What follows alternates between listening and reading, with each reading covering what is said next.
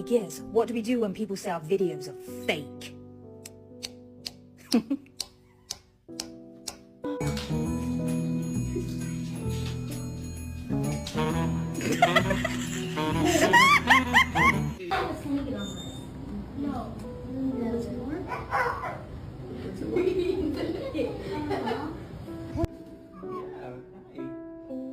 to see you.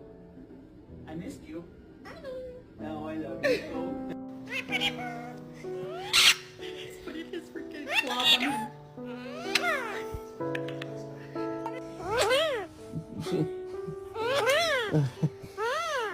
Hey. Ah.